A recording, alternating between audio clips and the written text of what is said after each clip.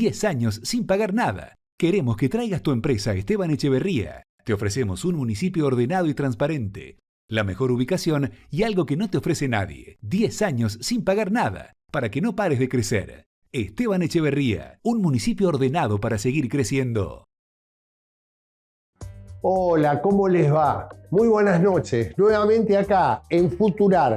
Pensar y hacer, que se transmite por el canal de Chacra TV y se reproduce por el canal 724 de DirecTV, 472 de Claro TV, Cablevisión Uruguay, personal del Paraguay, cableoperadores de todo el país, revistachacra.com.ar y agritotal.com. Y en una semana donde todavía el gobierno nacional está, digamos, celebrando la gran elección del 26 de octubre, donde una fuerte ola violeta invadió la Argentina y específicamente la provincia de Buenos Aires, donde resultó triunfador. Se conoció en las últimas horas, una diferencia de 25.000, 29.000 votos aproximadamente, en el cual la Libertad Avanza se impuso sobre Fuerza Patria. Un viaje ya del presidente a Miami, nuevamente a los Estados Unidos, a un foro internacional donde le van a dar la llave de la ciudad de Miami, y que indudablemente una relación cada vez más estrecha, políticamente hablando, entre Argentina y Estados Unidos. Un cisma muy fuerte para Donald Trump en algunas elecciones esta semana en el país del norte, donde fundamentalmente en Nueva York, diría, no un outsider, pero sino una figura muy por fuera de la política, logró un triunfo contundente, donde se le impuso a todo el establishment neoyorquino. Digo, situaciones que se van dando en todo el mundo. Y una Argentina que está tratando de reencontrarse después de un acto electoral donde quedó muy solidificado el gobierno nacional, y también un fin de año acercándonos con temas centrales, que es el tema del presupuesto. Por eso en el día de hoy hemos invitado a un diputado provincial de la coalición cívica, un hombre productor agropecuario. Estoy hablando del diputado Luciano Bugallo,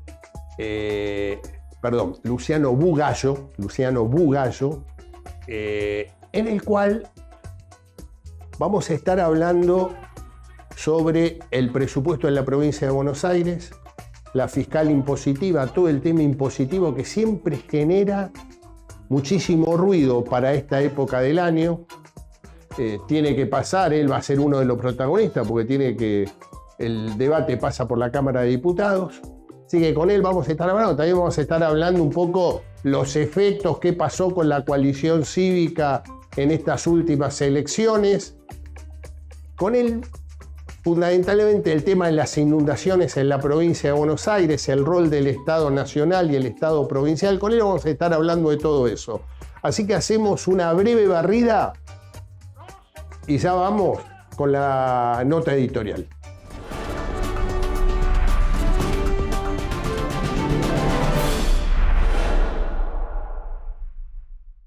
El 26 de octubre el gobierno nacional tuvo un éxito electoral muy contundente.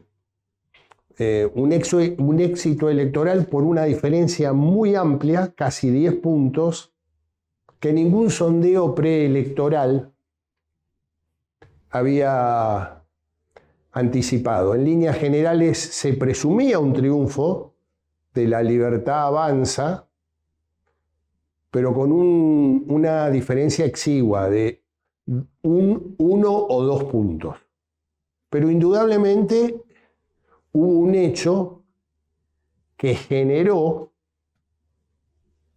esta diferencia importante que consolidó el triunfo, que fue la elección en la provincia de Buenos Aires. El 7 de septiembre último, en la provincia de Buenos Aires hubo elecciones para elegir legisladores de la provincia y el Frente Patria se alzó con un triunfo electoral de 14 puntos. 50 días después, cambió la ecuación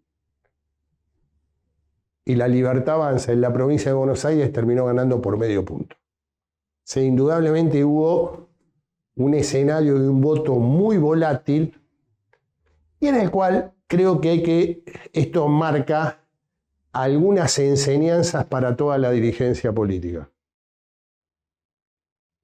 En primer lugar, hubo mayor participación de ciudadanos. De 61%, que fue la concurrencia en el 7 de septiembre, el 26 de octubre se llegó a casi 68, 67,9. Primera, mayor participación de voto no peronista que benefició claramente a la Libertad Avanza. Una gran polarización. Las terceras fuerzas prácticamente fueron barridas, a excepción de la izquierda en provincia de Buenos Aires. Un frente, si quieren, más ideológico. Un voto ideológico. Y donde, indudablemente, el voto es demasiado volátil. En 50 días puede cambiar. Es un voto mucho más pragmático y con menos ideología. Hoy la sociedad tiene un pragmatismo mucho mayor que un voto netamente ideológico, donde muchos sectores trataron de hacerlo prevalecer fundamentalmente por el rol que tuvo el gobierno de Estados Unidos en las últimas semanas para llegar al 26 de octubre. O sea, lo que está claro es que hay un cambio sistemático en ese padrón electoral donde sectores de 40 años para abajo, esos sectores etarios, no tienen esa consolidación ideológica de pensar en los Estados Unidos como imperialismo o yanquis go home. No, digamos, son mucho más prácticos. Y creo que esto fue lo que de alguna manera generó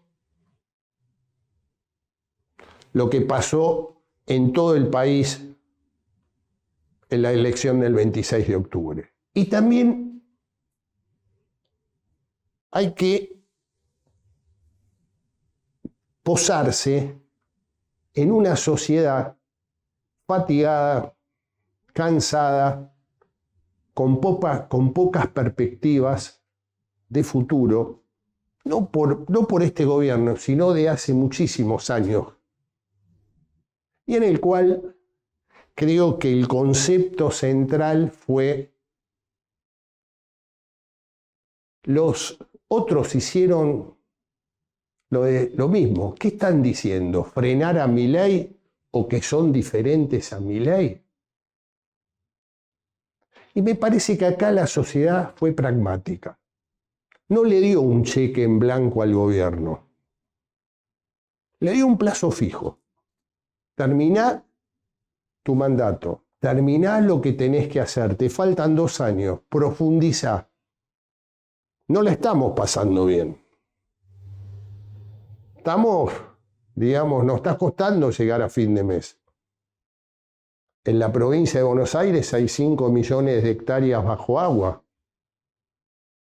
Tanto el Estado provincial como el Estado nacional recién ahora empiezan a preocuparse seriamente por las familias y por la pérdida de producción y por ende de recaudación que van a tener los estados, tanto el nacional como el provincial, porque hay 5 millones de hectáreas que están fuera de la producción. Cuando hablo del cansancio, cuando hablo de la fatiga, hablo de eso, en casos prácticos. Y le dijeron, tenés todo el apoyo, te estamos dando todas las posibilidades para que sigas profundizando un cambio y fundamentalmente que puedas generar un futuro. Este me parece que sería en resumen lo que pasó el 26 de octubre. No se puede encarar una campaña electoral solamente con frenar a Milei. Me parece que hay que generar también alternativas superadoras en programas de gobierno, que ni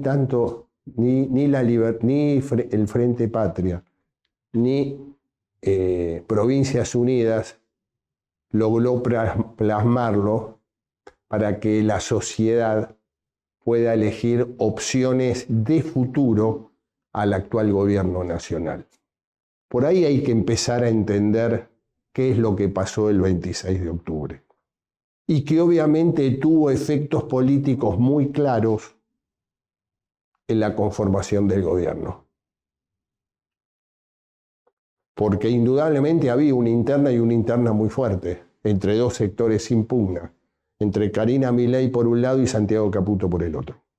Y creo que en estos últimos movimientos y designaciones que hubo en el gobierno nacional, empieza a quedar plasmada que hubo una gran ganadora, aparte del presidente de la República, pero en esa interna fue su hermana, Karina Milei.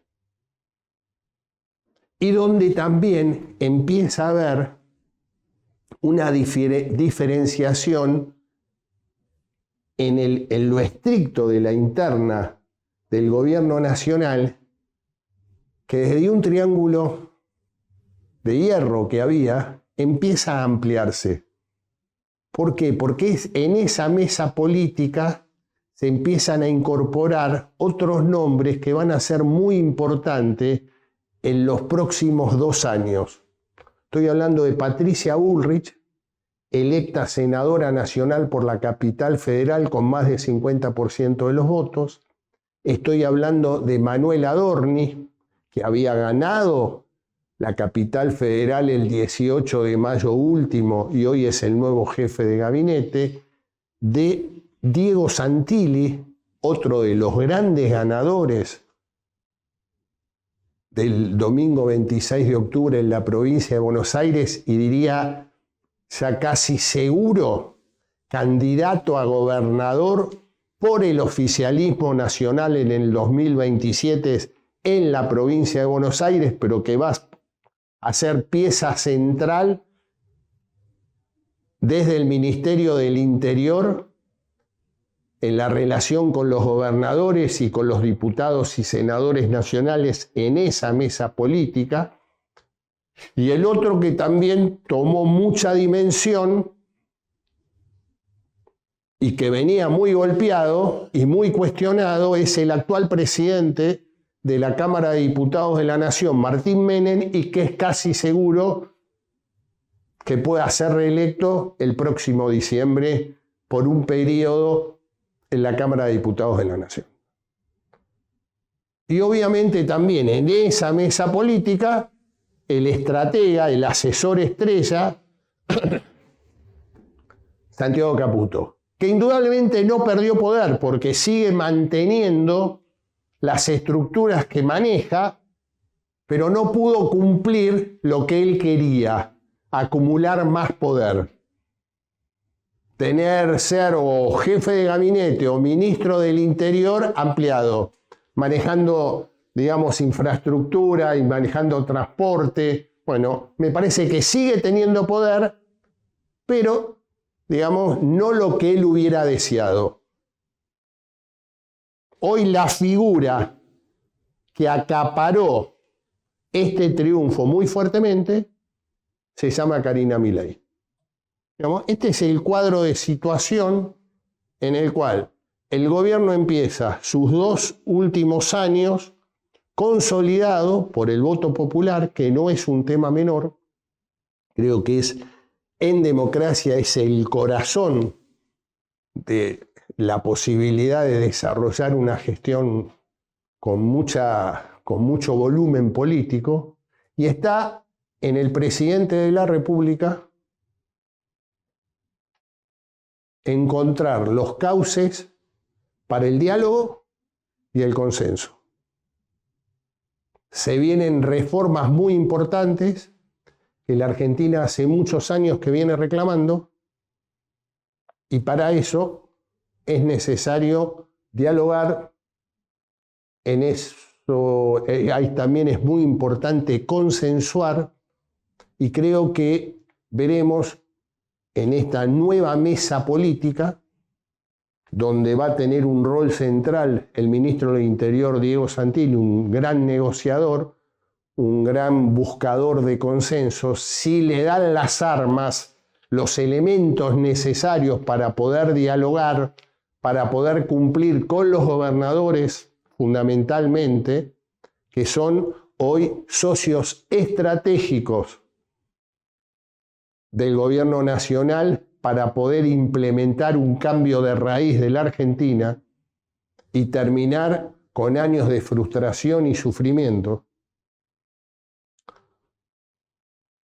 poder avanzar y generar futuro. Está en el presidente de la República, no solamente en lo político, sino también en su personalidad. Esperemos que no lo invada la soberbia, esperemos que pueda, digamos, manejar su ego. Este me parece que es el gran desafío y es lo que vamos a tener que observar para ir encontrando la posibilidad de puntos en común, para ir encontrando la posibilidad de que el diálogo es factible. Y a través del diálogo lograr los consensos, respetando las distintas posturas políticas de diferentes actores, a efectos de poder llevar adelante un plan de reformas que la Argentina viene reclamando desde hace muchísimos años.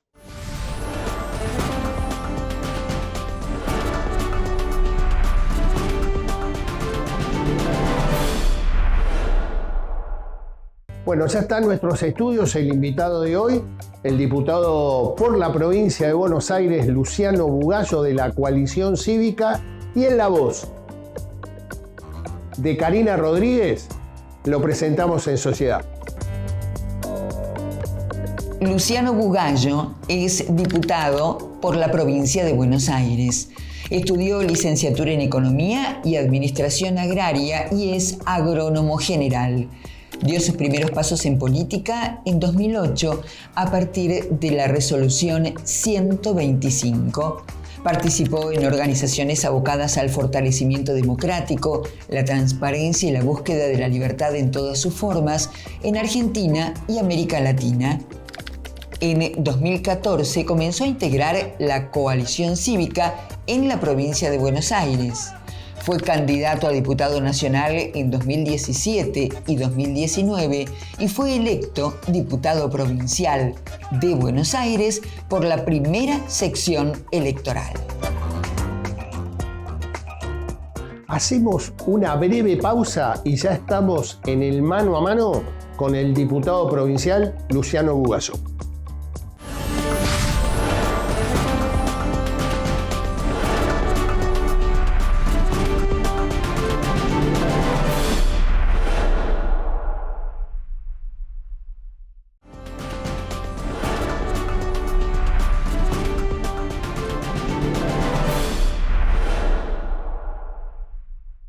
Bueno, como dijimos, ya estamos en el mano a mano con el diputado provincial de la provincia de Buenos Aires, Luciano Bugallo, Coalición Cívica. ¿Cómo estás? Gracias por estar esta noche con nosotros. Gracias, Carlos, por la invitación y bueno, acá estamos después de hace un tiempito que no nos vemos. Hace tiempo. Pues es que venía pensando en empezar a hablar de política, pero primero, ¿sabes qué? Quiero un poco... Hay 5 millones de hectáreas bajo agua en la provincia.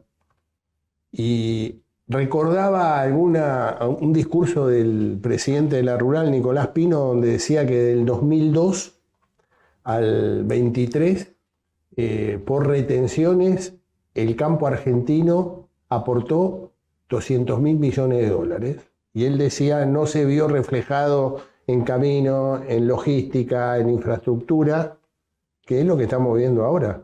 5 millones que quedaron... Tal cual, en mejor infraestructura a nivel país tampoco, en seguridad tampoco, en educación tampoco, en salud tampoco, no tenés mejores hospitales, no tenés autopistas, no tenés absolutamente nada, solamente urbanos mucho más grandes y algunas provincias de las subsidiadas más empobrecidas, como Santiago del Estero, Formosa, Chaco.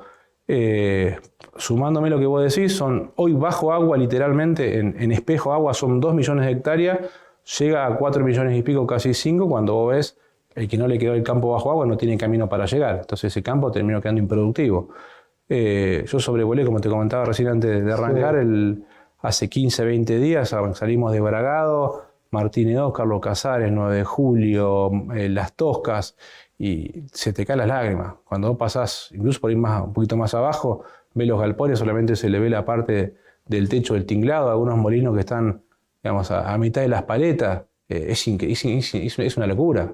Vos calculá que el campo no es simplemente una cuestión económica, es tu familia, son tus historias, tus encuentros.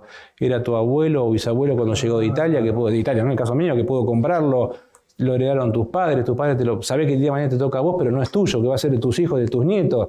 Y cuando ves todo bajo agua por la desidia, porque en realidad no es simplemente la lluvia extraordinaria o un maremoto, digamos, que es la naturaleza y no lo puedes evitar. Esto es evitable. Digamos, ya la obra de la cuenca al Salado se proyectó y se presupuestó en el 99, salía en aquel momento 3.000 millones de dólares. Lo que se viene perdiendo hasta ahora solamente en provincia de Buenos Aires, por obras que se podrían haber evitado, o sea, por daños se podría haber evitado con las obras, asciende a más de 40.000 millones de dólares. O sea, con lo que te salía y no lo hiciste, podría haber pagado 11 obras. Y ahora, viste, todos se rajan a ver, no, vamos a hacer no sé qué. Ahí pasamos 3 años de sequía. Las obras hídricas importantes se hacen en época de sequía. Y vos tenés que hacer las obras cuando previamente tenés un estudio, un plan director maestro, que haces todo un estudio altiplanimétrico, se llama, digamos, con el sistema LIDAR, que sobrevolás y tomás referencia de todas las curvas que tiene el suelo, por dónde corre el agua, dónde tenés las ciudades para ir esquivándolo a tiempo. Vos, una obra hídrica no es solamente drenar el agua en época de inundación, sino retardar la salida en época de sequía, porque si no terminamos convirtiendo la provincia en un desierto. Digamos, acá no se hizo absolutamente nada. Y por más que algún municipio quiera tener buena gestión y hacer obras, de nada te sirve que un municipio haga las obras si el que está abajo no las hace. Digamos, y por eso acá hay una responsabilidad compartida, más allá que estemos en territorio provincial, pero los fondos los aporta Nación, ya sea por fideicomiso o por favorecer, digamos, el acceso a crédito, y ejecuta y controla la provincia. Pero de nada sirve que una provincia, no sé, yo he visto otros casos donde Córdoba ha hecho obras y porque Santa Fe en su momento no las hizo y se terminó inundando Santa Fe. Entonces, ves, las obras se proyectan a nivel Estado, país, de abajo para arriba, porque si no te vas inundando a medida que baja el agua. Pero también está la responsabilidad de que está arriba, si el inútil, de abajo, sea cual sea, no hace las obras, que me voy a estar inundando yo porque no las hacemos acá, pero hay una responsabilidad a nivel Estado. Después, provincia, nación, municipio para abajo. Y acá lo que hace falta es eso, es un plan director maestro de toda la provincia, de todas las cuencas, que esté alineado con el resto de las provincias. Decir, bueno, a ver, vos vas a sacar esto, ¿cuántos caudales? ¿Cuánto necesitas que sea, digamos, el canal de salida? ¿Dónde haces, digamos, lagunas de retardo para que el agua no fluya y para ir aprovechándola? No hay nada. No hay nada. Lo último fue de esta cuenca, digamos, que se proyectó la obra en el 99. Y acá vemos ahora, digamos, lo vemos explícito, digamos, los problemas de la inacción y de la inoperancia. Y en el medio vemos a un oficialismo nacional y un oficialismo provincial matándose cuando los productores tienen el agua acá, donde hay responsabilidad compartida. Hay plata que está guardada, generando intereses, porque tenemos que mantener el equilibrio, no se gasta nada porque no hay plata. Pero ¿de qué te sirve la plata guardada cuando tenés cientos de miles de hectáreas, millones de hectáreas bajo agua? Digamos, y no es solamente el gringo que no pudo producir. Es el chico que vivía en el campo porque los papás trabajan en el campo, que no puede ir al colegio, que se tuvieron que mudar al pueblo. Es todo, la economía social, digamos, más el daño que te genera, el daño emocional. Sí, sí. Yo la vez pasada hablamos con un productor que te contaba en 9 de julio, lo esperamos al costado de la ruta, era un camino que, o sea, hacía 2 metros de la ruta, te digo, pues lo midimos con una caña. Eso se veía un cartel que estaba en el costado, estaba justo abajo de la chapa. Del piso de la chapa, gente, tenés 1,5 metros en los carteles de calle de tierra. Bueno, el agua llegaba a la chapa. El tipo tenía 1,5 metros para venir del campo y dijo, bueno, voy a cortar por adentro porque la camioneta tengo que dar toda una vuelta, salir por otros distritos. Salió del campo, pasa por el alcantarillado, dobló más, se le cayó el tractor, un Fiat viejo, digamos, se le cayó la cuneta. Son todos esos problemas. Y el tipo dentro de todo tiene la suerte de que le quedó una loma seca, no bajó dentro del campo, donde pudo amontonar las vacas y por lo menos los animales tienen para dormir.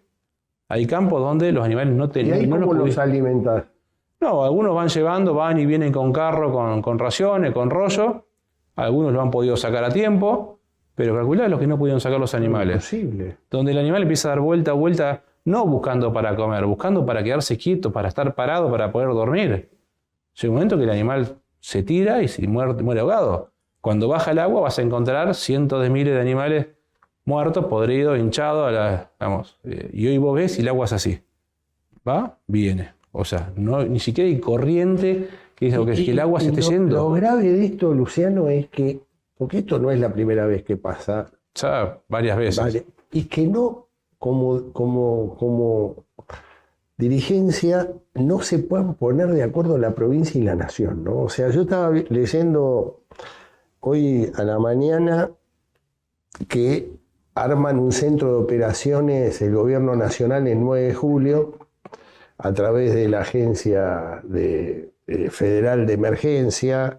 Creo que el sábado va a estar la ministra de Seguridad, Patricia Bullrich, visitando la zona.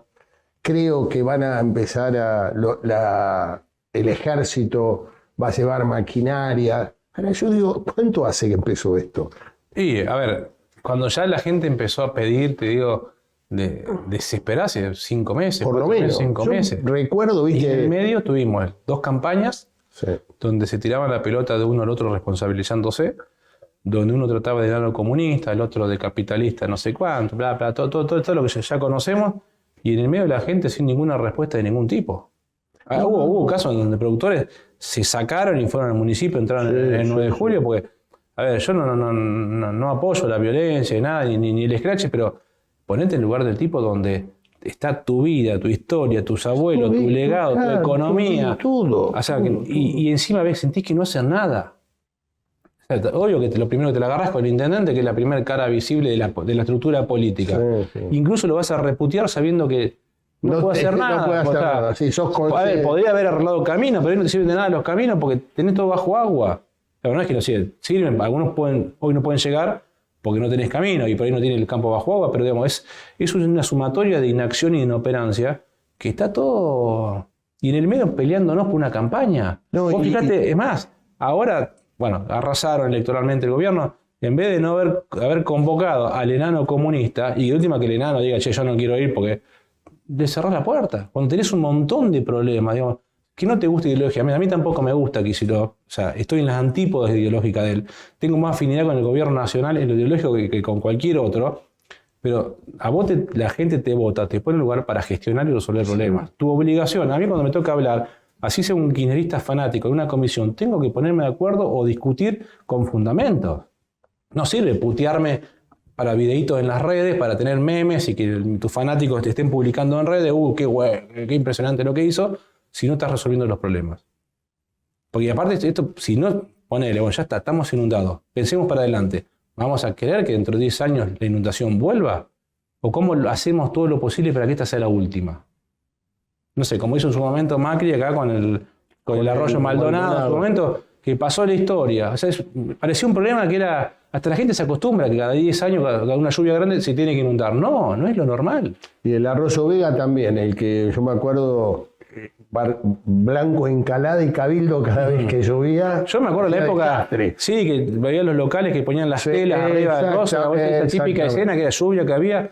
Y ahora parece una imagen del pasado. ¿Y cómo puede ser que sigamos hablando de lo mismo en provincia de Buenos Aires? Yo conozco por mi esposa mucho Santa Fe. En su momento también con unos amigos sobrevolamos la Picasa. La Picasa original tenía 3.500 hectáreas. Hoy son 30.000, 40.000, 45.000, de acuerdo a si el agua sube o el agua baja.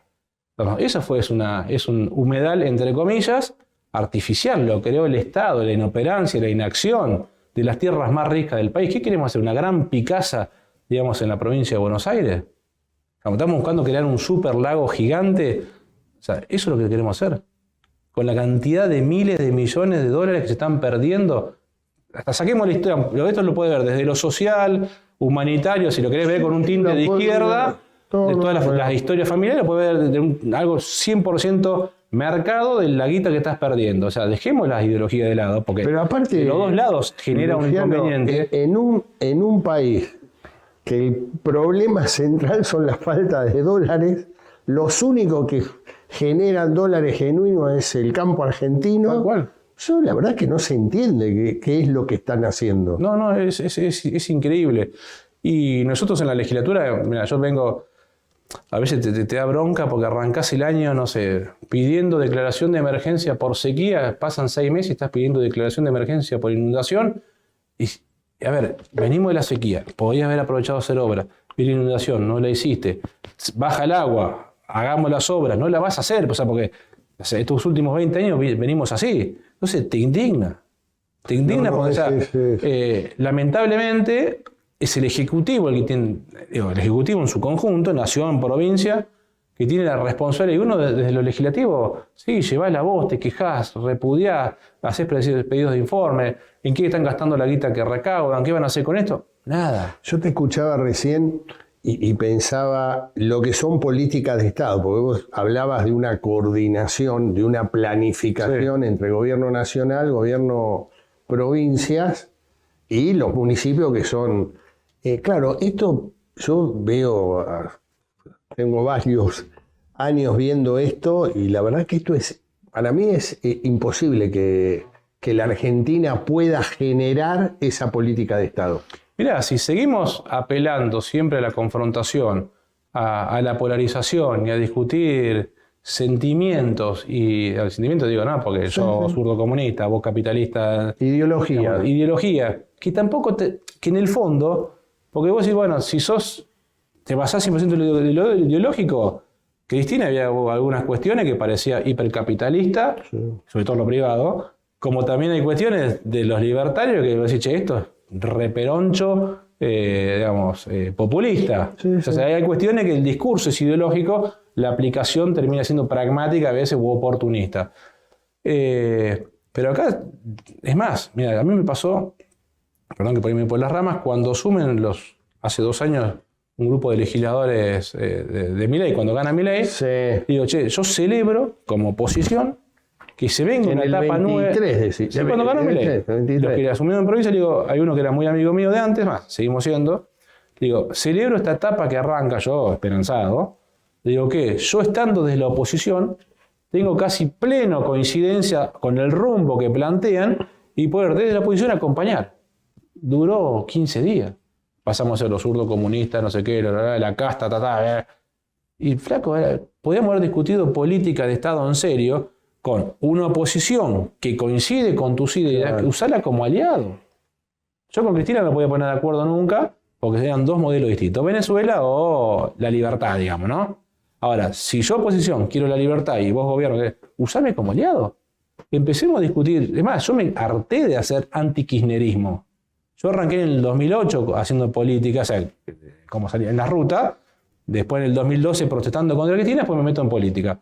Digo, me harté del anti. Quiero discutir sobre lo que quiero, a dónde quiero ir, quiero discutir a favor de, qué Argentina quiero, qué provincia, qué pueblos del interior quiero. Basta estar en contra, porque estamos en contra de todo y no avanzamos.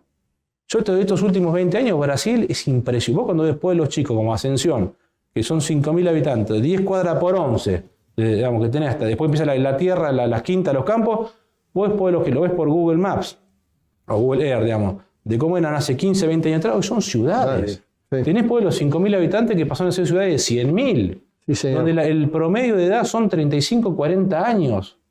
donde se parecen pueblos petroleros, porque todos andan 4x4, pero la riqueza que se generó, que es la plata que se va del interior. Yo siempre sacaba una cuenta, hoy ya lo tenía que sacar recién en el corte, es un número gigante, pero el campo, provincia de Buenos Aires, aporta solamente en retenciones de soja. No contamos trigo, maíz, girasol, carne, industria, comercio. Solamente lo que es soja, retenciones de provincia de Buenos Aires, son 3.000 millones de dólares por año. Vos agarrás eso, lo multiplicás, llevarlo por 1.500, 1.400, lo que está el dólar, dividirlo por 135 municipios, que más, aunque todos no producen soja, pero imagínate que todos fueran igualitos, cuadrados, la misma cantidad, lo que le sacás de la economía local es muchísimo más que el presupuesto de las municipalidades de cada pueblo. En algunos casos hasta duplica, y no es plata de la política, es que estaría volcada en el bolsillo de la economía local del pueblo, de la tienda de ropa, del gomero, del que tiene amor. El derrame. Esos son los 200.000 millones de dólares que se fueron, que desaparecieron y no están. Bueno, lo estás viendo en muchos juicios que se están dando ahora. Sí, pero incluso hasta se malgastó. Sí. O sea, porque se le dio asistencialismo a un montón de gente que no se la sacó tampoco de la pobreza. No. O sea, se la mantuvo ahí en la pobreza, que no sobreviva. Puede decir, ya, si yo voy a gastar 300.000 pesos, no sé, por mes, durante 12 meses, yo como Estado te lo destino a vos como subsidio. ¿Por qué no me das 3 millones juntos? Como subsidio, digamos, para productivo. Hacemos una breve pausa. Dale. Y seguimos conversando de esto, y aparte quiero hablar un poco de presupuesto y fiscal impositiva. Buenísimo. Breve pausa y seguimos hablando con el diputado provincial de Provincia de Buenos Aires, Luciano Bugallo.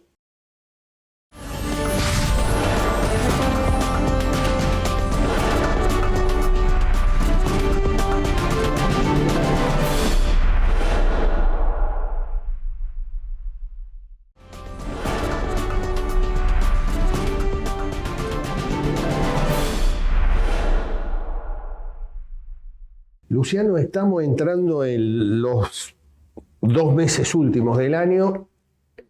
En las cámaras legislativas de la provincia de Buenos Aires, mucho movimiento, como históricamente, y empiezan a tratar, ya entró, presupuesto, fiscal impositiva y endeudamiento. Así es. Obviamente, como todo año, muchas diferencias, pero fundamentalmente un tema en el cual viene haciendo mucho ruido año tras año, que es el tema de la fiscal impositiva. Así es. ¿Por qué no le explicás un poco al oyente cómo está, cuándo la posibilidad de empezar el tratamiento? Sí, a ver, esta semana presentaron la propuesta, que es un PowerPoint literalmente. Ayer giraron el proyecto, que es la letra finita, así que lo estamos empezando, de hecho desde ayer, a estudiar. Para que la gente entienda, el presupuesto es cómo voy a gastar la guita, la ley fiscal es cómo la voy a recaudar y el endeudamiento es cómo hago para cubrir las deudas con las que vengo. Que hay deudas que son históricas, que muchas veces los estados no las pagan, sino las van roleando, las van pateando, y a veces, digamos, no siempre endeudarse es endeudarse, sino muchas veces es tomar una deuda a menor tasa para cubrir una deuda que quizás se tomó en un momento de la economía o del país donde estábamos perjudicados y te daban a una tasa mayor de interés, entonces por ahí tomas una menor. Digamos, hay que estudiar bien qué deuda quieren, para qué y qué la van a usar. Y la ley fiscal, digamos, ha hecho mucho ruido este último tiempo porque, de hecho, el año pasado no se votó ni ley fiscal ni presupuesto, no tuvieron justamente porque logramos demostrar que como viene la ley desde hace muchos años, desde la época de Batakis con Scioli, el proyecto viene mal parido. Hay muchísima delegación de facultades. Esto es el endeudamiento fiscal. La ley fiscal, es que qué impuestos cobro y cómo los cobro. O cuál es el aumento, impositiva fiscal. Cómo es el aumento de impuestos que te voy a cobrar con respecto al año pasado.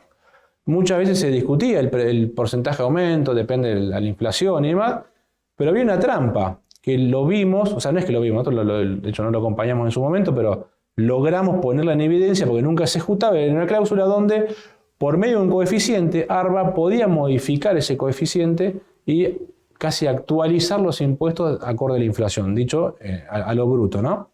Donde los impuestos no se pueden actualizar por la inflación. Incluso cuando eran parte de un gobierno que eran responsables de la inflación. Entonces, vos te acordás en aquel momento que, estoy hablando hace 2 años atrás, el 24, donde Kicillof pretendía un aumento del 300%, sí. Que logramos poner como tope el 200%, no conseguimos la mayoría para modificar un artículo donde se habilitaba ARBA la modificación de coeficiente, y después los aumentos que terminaron llegando era por encima de ese 200% que había como tope. Y que a su vez me recuerdo ahí que te pusieron un vencimiento extraordinario, ¿no? La quinta cuota. La quinta cuota. La quinta cuota, que era como, pues se le daba la potestad. Entonces vos no le podés, pero si no lo necesitamos no lo usamos. No le podés dar la potestad a un Estado que sabés que no es bueno, un gobierno que no es bueno administrando y es buenísimo en el despilfarro. Bueno, nosotros en aquel momento la coalición cívica lo rechazamos, digamos, a esos artículos puntuales, los que le daban facultades. Lo cierto es que la legislatura terminó aprobado. ¿Qué pasó? Fue tal el escándalo en aquel momento que nosotros trabajamos en un proyecto de reforma integral de la ley fiscal, de volver a lo que era la vieja ley fiscal. Ahí lo trabajamos con Juan Pedro Mervilá, un gran amigo, muy conocedor del tema. Dijimos, bueno, volvamos a una ley de cero, donde se le limita al gobierno la capacidad de recaudar.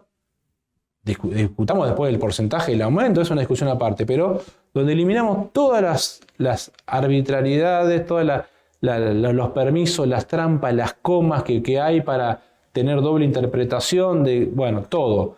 Y a raíz de ese trabajo y de mucho laburo también, digamos, de trabajo interno, se logró que la legislatura entienda dónde estábamos delegando facultades y quién no se podía habilitar, digamos, a que justamente el que tenga que recaudar tenga la potestad de aumentar si le falta plata. Por eso el año pasado se logró frenar y no salió ni la ley fiscal ni el presupuesto. Así que bueno, ahora estamos entrando justamente en esta discusión. Aparentemente, por lo menos por lo que dicen, no hay un aumento de impuestos. El tema es, si vos continúas con esa potestad, después mediante un coeficiente de modificar, es lo mismo que nada, poner un tope o no tope, si después durante el año te falta plata, aumentás el coeficiente.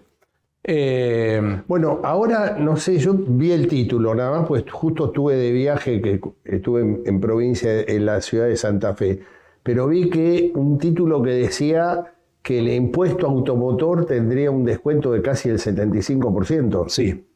En provincia de Buenos Aires. Pasa que fue tanto como se le fue la mano, digamos, el año anterior con la recaudación y con el aumento, que hasta ellos mismos reconocen, se nos fue la mano, bajemos un poquito, que por supuesto lo van a usar también políticamente como para decir nosotros bajamos impuestos, bla, bla, bla, pero lo cierto es que justamente por esa potestad que tiene ARBA para modificar el coeficiente, se le fue. El que paga impuestos en provincia de Buenos Aires lo sabe cómo vinieron los aumentos. Bueno, este año aparentemente vendría, digamos, con el aumento sería menor, pero hay que ver si el gobierno sigue teniendo la potestad de modificar ese coeficiente, es lo mismo que nada. Y eso en 6 meses te están diciendo, al final metieron un impuestazo. Decime una cosa, Luciano, ¿y ese coeficiente, ese artículo está en la ley de presupuesto? De hecho, fue lo primero que estábamos chequeando ayer, sí, está, al igual que otras facultades delegadas, donde es la legislatura que tiene la potestad. A ver, si el gobierno por algún hecho extraordinario, la inflación se dispara al 100% mensual, el gobernador puede convocar a la legislatura, analizar el presupuesto, analizar la ley fiscal, decir, esto lo planteamos en un escenario del 3, 4, 2% mensual, ahora cambió el panorama, hay cuestiones de Estado que uno no puede ponerse en contra de todo porque yo odio Kicillof. Hay cuestiones que aparte no es Kicillof la pelea. Vos tenés docente, tenés policía, tenés seguridad, tenés educación, el Estado es eso, entonces vos no podés desfinanciarlo porque no te gusta el enano comunista. Bueno, hay una responsabilidad más allá de la discusión política. Pero no, digamos, la idea es... Me perdí con la pregunta que me hiciste. No, con respecto al artículo, ese artículo... No, sí, están todas las delegaciones de facultades, que esto se puso en la época de Batakis y siguió. El tema pasó Vidal en el medio, no lo tocó porque tampoco lo usó, pero se encontraron ahorcados sin plata cuando gobernaba Massa, que se le iba la inflación y ahí lo empezaron a ejecutar.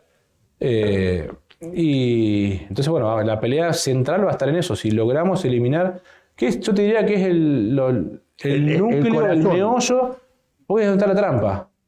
Digamos, delegación de facultades, yo tengo responsabilidad como poder legislativo de hacer la ley que habilita al Estado a cobrar impuestos. No podés delegar esa facultad al Ejecutivo que tiene la responsabilidad de cobrar impuestos. Si no, le estás dando el zorro, la llave del gallinero y el cuchillo en la mano. Es una locura. Así que va a estar centrado hoy.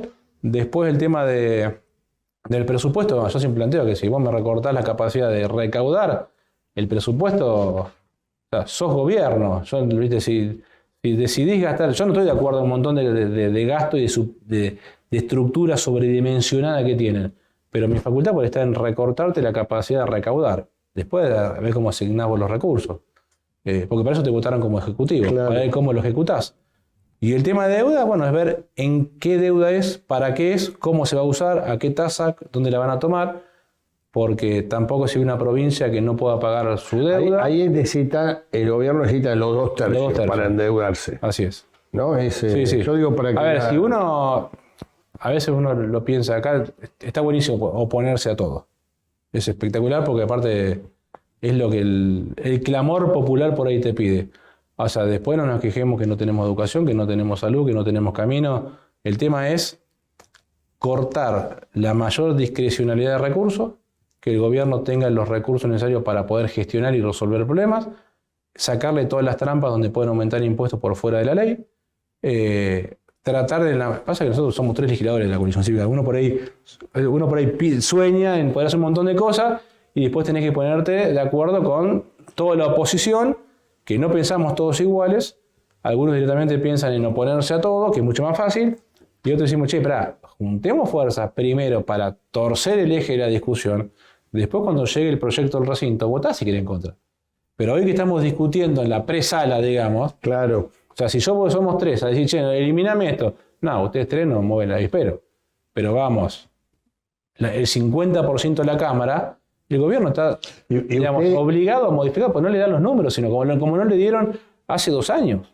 Decime una cosa, Luciano, y ustedes en general estos 2 años, del 23, o al menos previo a las elecciones del 7 de septiembre y con todas las situaciones internas, los bloques, ustedes trabajaban, digamos, tipo interbloque, a pesar de que no hay interbloque en el Parlamento, me decía, Sí, fuera de Cámara, con un sector del radicalismo, radicales más Cambio Federal, Sí. creo que es, y con el PRO.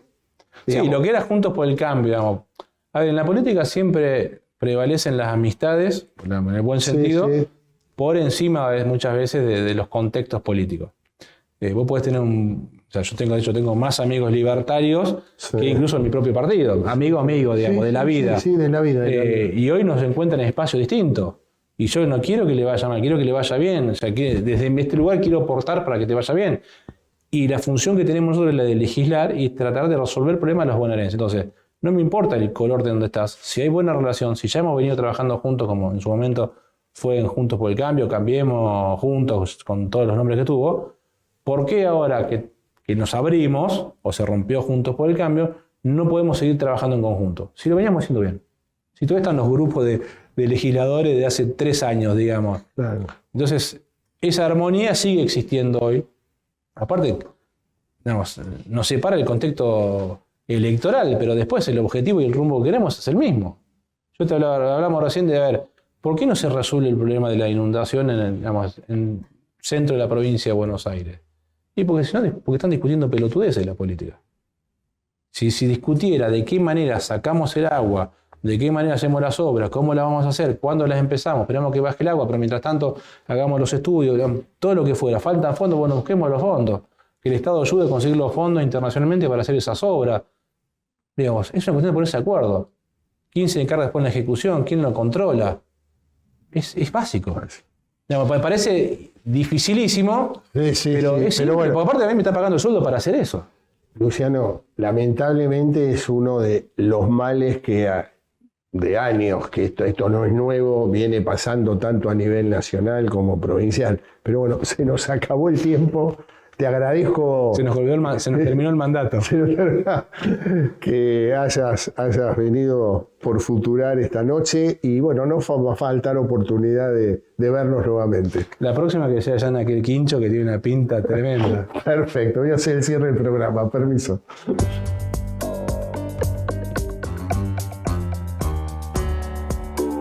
Y ahora, el dato Futurar. ¿Y cuál es el dato Futurar de hoy? El dato Futurar de hoy tiene que ver con Provincias Unidas, en el cual tenían una expectativa muy importante en el proceso electoral y en el cual pensaban generar una alternativa a esta polarización muy fuerte que se viene dando entre Libertad Avanza y Fuerza Patria en 16 provincias o Frente Justicialista, así que diremos entre la Libertad Avanza y el peronismo. Y que indudablemente no sucedió, fundamentalmente en las dos provincias que se denominan grandes, que es Santa Fe y Córdoba, donde en Córdoba Provincias Unidas perdió por 14 puntos, en Santa Fe terminó tercero y lejos de la Libertad Avanza, que resultó ganadora, y de Fuerza Patria. Indudablemente no pudo romper la polarización, pero fundamentalmente porque no propuso ninguna alternativa de propuestas diferentes. No le alcanzó. No somos el kirchnerismo nunca más, y somos diferentes y lo podemos hacer mejor que la Libertad Avanza, fundamentalmente pensado en la personalidad del presidente y de todos los conflictos que fueron estallando en el frente interno del gobierno. Indudablemente la sociedad lo que está buscando son propuestas. Y si están dando una alternativa es necesario generar esa propuesta. Algo que Provincias Unidas no la hizo, creo que subestimó a la sociedad y la respuesta de la sociedad fue contundente. Se profundizó la polarización y las terceras vías quedaron, como históricamente viene pasando, desde el año 2015, cuando la irrupción de Sergio Massa como tercero en discordia, a Cambiemos y al Frente para la Victoria, inauguró esa famosa Avenida del Medio. Año tras año, elección tras elección, las avenidas del medio tienen mucho eco en toda la campaña electoral. Hay posibilidades de ampliar ese centro político, pero cuando llega el momento de las urnas ese domingo, normalmente lo que aparece siempre es la polarización y la avenida del medio queda totalmente marginada. Bueno, esto ha sido todo por hoy. Espero que haya sido de su agrado. Esto es Futurar, pensar y hacer. La semana próxima nos estamos viendo. ¿Querés más herramientas para crecer? Suscríbete y activa la campanita de notificaciones.